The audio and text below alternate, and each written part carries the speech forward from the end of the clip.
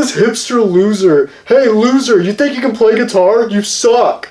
Oh, I mean, this is kind of like my first time ever playing this instrument. Ah, Ordep, nice. You're trying to learn guitar? Well, you're doing good, man. Oh, Pedro, you can teach me how to play. Oh, I see. Well, for your first lesson, what I want you to do is grab the guitar by the neck and hold it like a bat. Alright?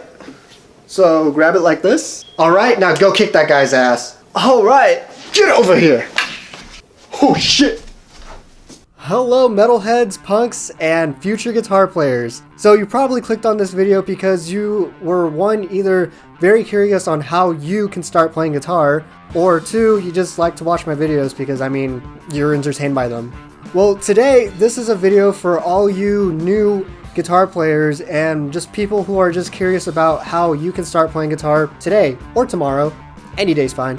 But yeah, guys, I am not a certified teacher, but I have been playing guitar for over 8 years now. And I mean, I have a certificate to prove that. See, guys, don't you like my certificate?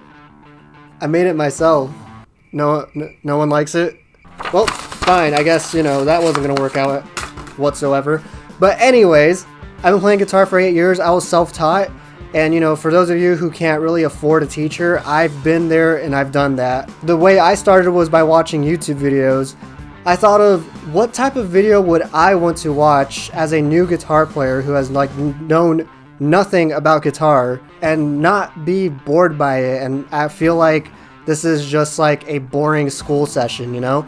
So I decided to make my own video for all you guys that want to actually try to play guitar. Alright, without further ado, let's get on with this video. Alright, so I'm assuming that you already have your guitar, but for those who don't have a guitar to begin with, here are some suggestions I have for you. I don't go on Amazon to look for some acoustic or electric off-brand guitar because I've done that and it just wasn't that good for my fingers or anything. I wouldn't also recommend going to a pawn shop to buy a used one because, again, the same problem could happen. You could get a guitar that just doesn't want to work with you, and this could always discourage new guitar players. So the cheapest option I could give you guys is to look into Squiers and Epiphones. Squier is a company by Fender, and Fender is one of the biggest guitar brands out there for those who don't know. And Epiphone's parent company is Gibson, and you know, knowing Gibson, they're one of the biggest guitar brands out there as well. So I would definitely recommend looking into those two. Both Epiphone and Squier have packs for beginners that come with everything you need, both acoustic and electric. So I would definitely look into those, and they're not that expensive for beginners. Alright, this is for the electric guitar players that are watching this. So you got your new Epiphone and your new Squier guitar pack, either a single guitar or like the whole starter pack itself. And you want to play with a louder amp because most of the time these beginner tier guitar packs come with a really bad crappy amp that's like so tiny and you can barely hear distortion on it. The amp I'm going to recommend is honestly one that a lot of guitar players are going to hate on me for. And also for most of you beginners, I know for a fact most of you don't really care about tone at the moment. You just care about if you want to play with loud distortion, and I'm going to say that this amp is good for you. The amp I'm talking about is the Line 6. Yeah, I know. Line 6 has a bad name because of how bad their tones sound, but honestly, this amp was good for me, and you can find these amps in pawn shops and guitar stores for cheap, even used. I got this one for 70 bucks, and I've been seeing these all around pawn shops and stuff being sold for 40. If you guys have other amp recommendations to start with, put in the comments below. Any type of help will help all the beginners watching this video. Alright, so I'm assuming that you guys have already got your new guitar ready and you guys are wondering how to put this thing on. Now, who's better to teach you than the beginner himself, my lovely assistant, Ordep? Hey, buddies! Now, what you don't do with putting this thing on is you don't put it around your neck like this, because one, that's going to hurt your neck, and two, what guitar player does this? It looks awkward. Dangly, dangly, dangly, dangly. Ah, my neck! The right way of putting this thing on is putting it over your arm like this and having it over like this, you know? This is the correct way to put on a strap. Alright, man, I see. So you put the strap over right here. Oh, I think I got it! Now it's time to talk about picks. The picks I use the most are these John Petrucci picks. They're kind of like jazz picks and they're kind of smaller than a regular pick. I use these mainly because I am a lead guitar player and these picks are just good for my personal use. But the picks I highly recommend getting for a beginner is something like these Tordex Dunlops right here. Just know that a lot of picks are different and it's mainly for what you're trying to play. So if you're trying to play something like metal or punk or rock like that, then I'd recommend just getting these basic picks. There is really no wrong way of using a pick. You know, the first time I ever started, I used all 3 fingers and my thumb. I used 2 fingers and my thumb and just strum like that. But over the years, I did what people call the correct way of holding a pick.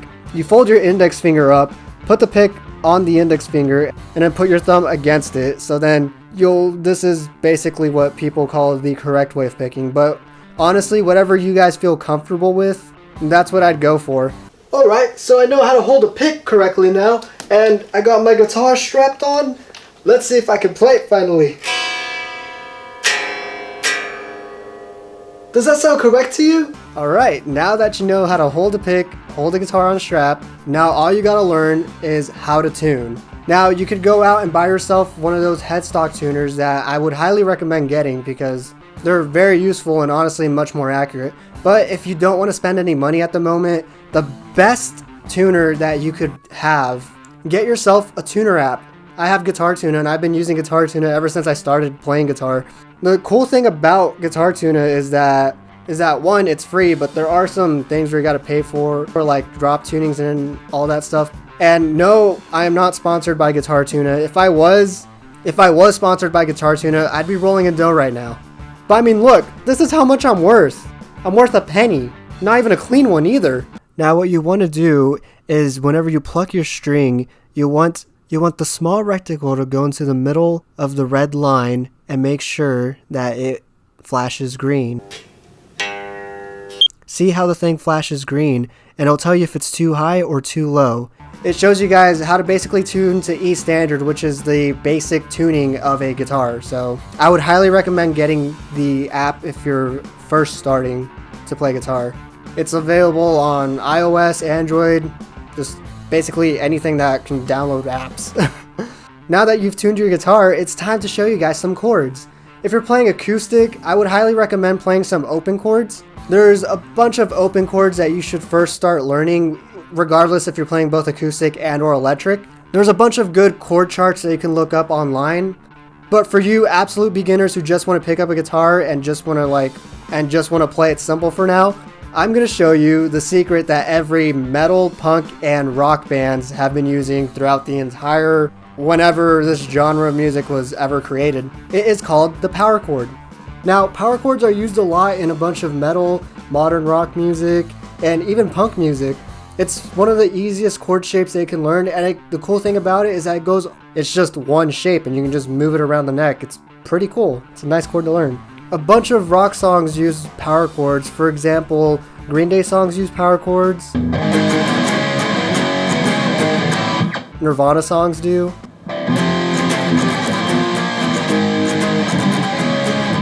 And just a bunch of other bands use it. So if you have a favorite band, they most likely have used power chords before.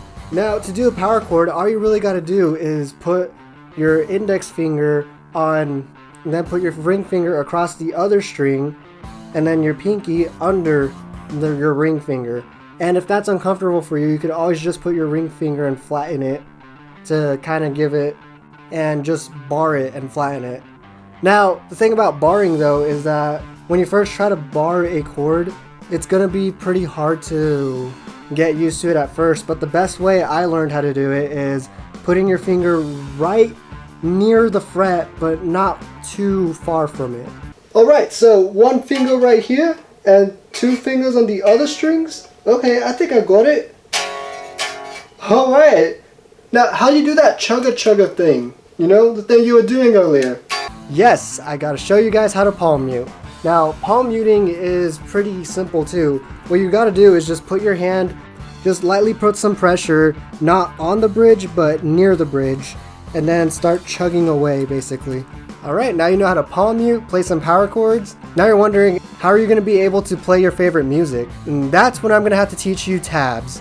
Now, tabs are looked down upon in the guitar community because it doesn't teach you the exact notes, it just shows you where to put your fingers. In all honesty though, I think this is a good tool for beginners. It's a way to kind of give beginners a head start on how to get comfortable playing guitar and how to basically enjoy playing guitar as well. That's why I'm going to show you guys how to read tablature. Well, for this lesson, we're going to be using the tablature. We're going to be using this tab for the shape of a power chord.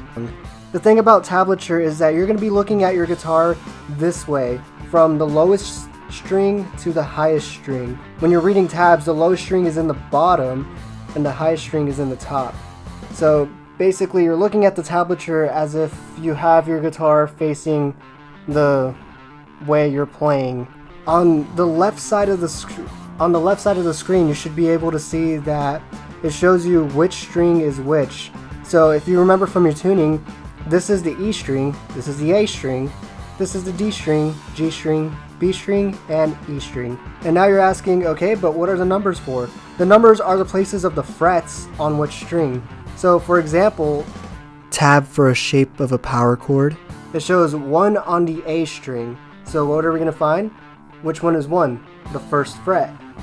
The first fret is 1. Now which one's the A string? This right here. So you're going to put your finger right here. And now we're going to find the other parts of that chord. It says D on the 3 string. So what are we going to find? The 3rd fret. So we go from the D string to 1, 2, 3. This is the 3rd fret right here. And you can tell it's the 3rd fret because it'll have this marker right here. That's what these markers are for.